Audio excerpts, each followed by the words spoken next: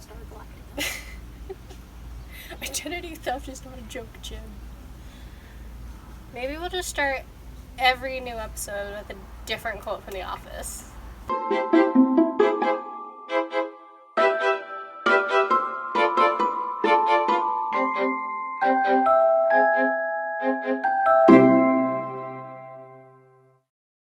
So, hello and welcome back.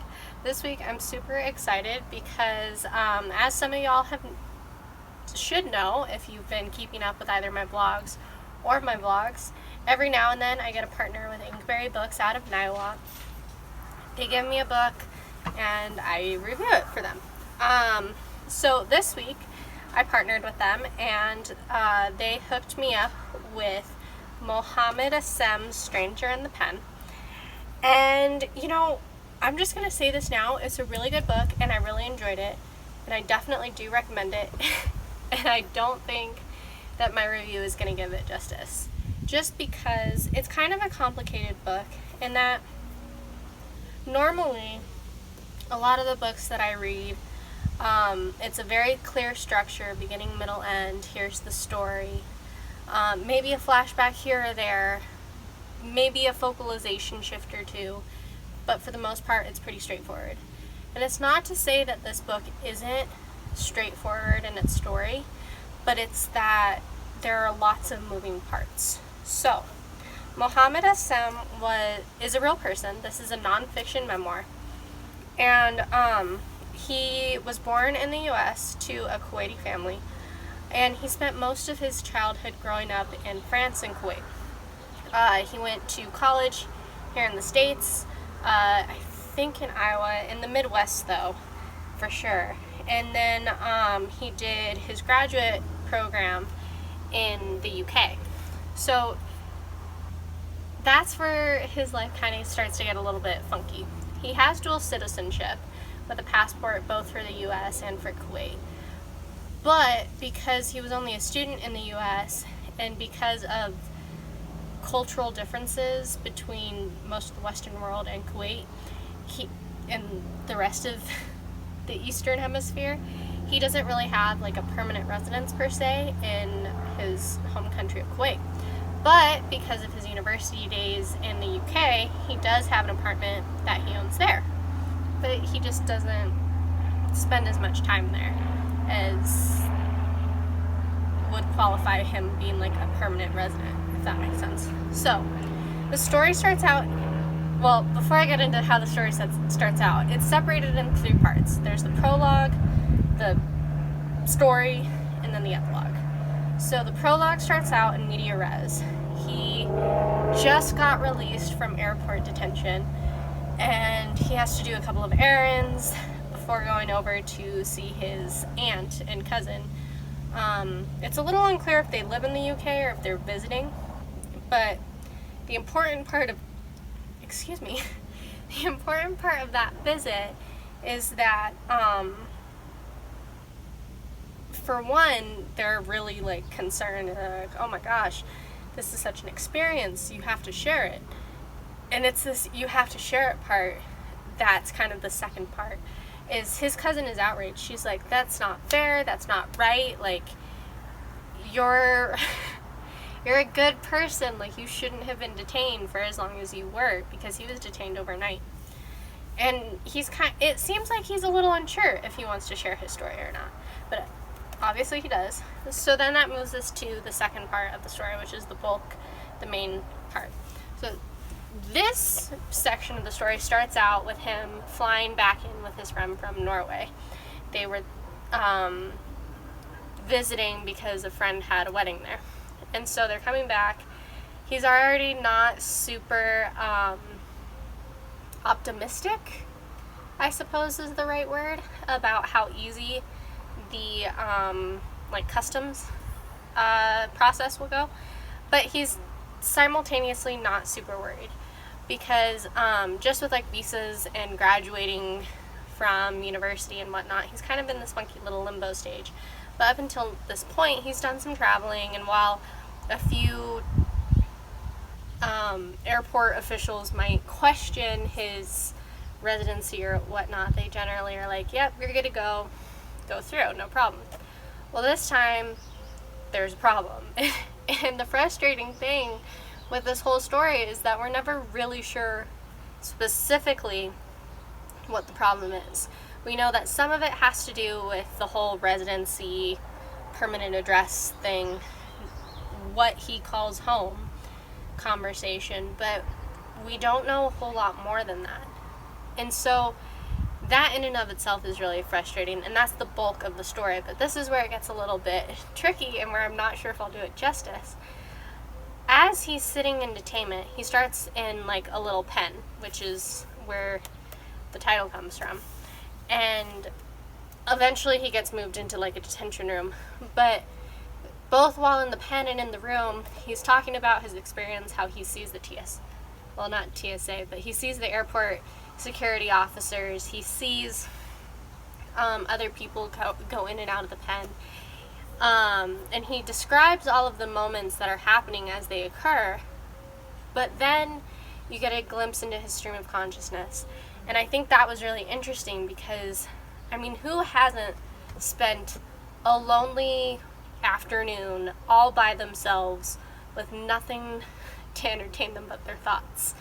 I think we all have. And so it's kind of one of those things where on one level you're aware of what's happening, and then on the other level your mind wanders and you think about that awkward interaction with your crush 3 years ago and you cringe and wonder how it could have gone better. Or you think about that morning when you had a fight on the phone with your mom and how you should have been nicer to her, and you're like, gee, I hope she's not still mad at me. And I think that's just really interesting because it just amplifies his level,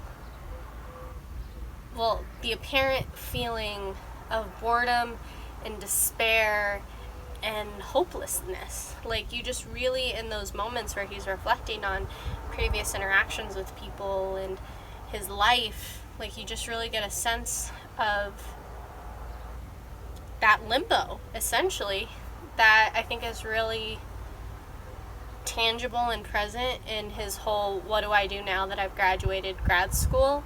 But it's also really evident in the fact that he's stuck in detainment and he doesn't know when he's going to get out.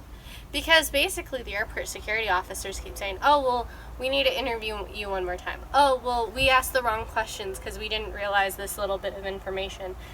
Which, like, why that little bit of information mattered and means that you have to ask questions A versus questions B. Like, I don't understand, but I'm not in airport security. And then it only gets amplified when he has to stay overnight. Because it's like, I mean, we've all been in those kind of awkward moments where we're so tired, but, like, maybe we're in a lecture hall, or maybe we're waiting at the hospital for, like, someone to get out of surgery or something. But regardless, where you're waiting for someone or something and you're tired, but you can't, like, comfortably sleep, so you're just kind of, like, sitting there, and, like, maybe you get a little bit of rest, but then you're, like, in pain. Like, falling asleep in the car, I think, is a really good example, like, when you're on a long-ish car ride or road trip. Like, it's just kind of that feeling of, like, ugh. And I think Asem captured that so well.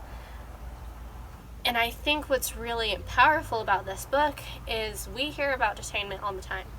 And especially now, in where I'm at, in 2020 America, in COVID, so trapped, talking about Black Lives Matter, the conversation about them, the Black community, essentially, like, feeling trapped and oppressed. Thinking about the conversations around the prison industry, trapped.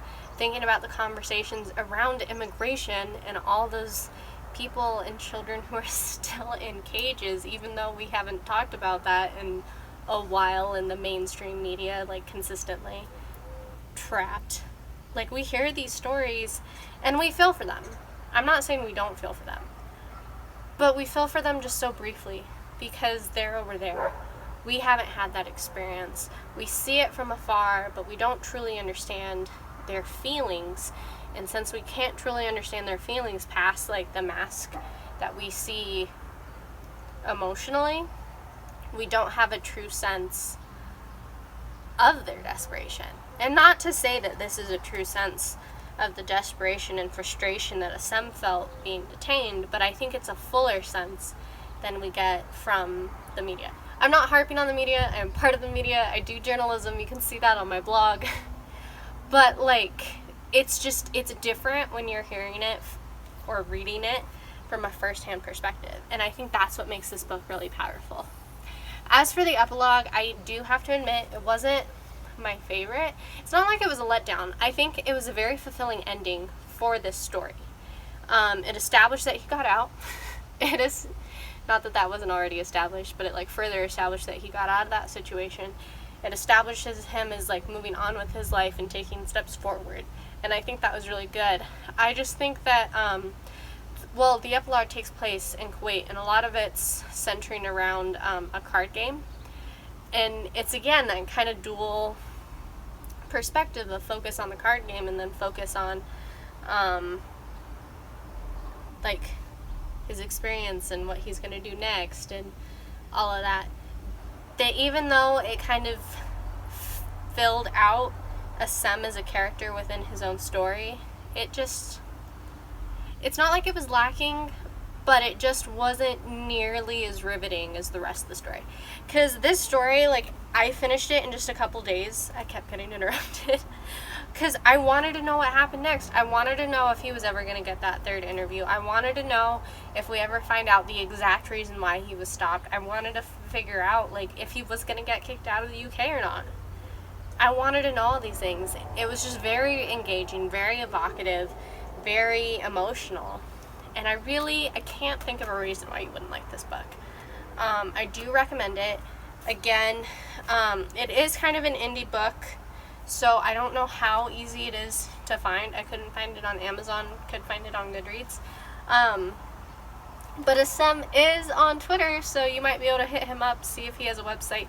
I'm going to have to double check on that. I'll put that in the link below. But yes, definitely recommend Stranger in the Pen. For my next book, I'm really excited because this is going to be the first book that I will be reviewing of a Twitter friend of mine. It's Laura Ann Dominic's Oil and Water. I met her through the amazing writing community of Twitter, and she reached out asking that I take a look at her book. My understanding is that there's some paranormal vampire stuff going on, some romance going on, so it'll also be kind of interesting just to see, like, especially considering the last paranormal romance I read, to see how this differs. But I'm really excited to check this out, and I look forward to getting back to you next week. Thanks so much.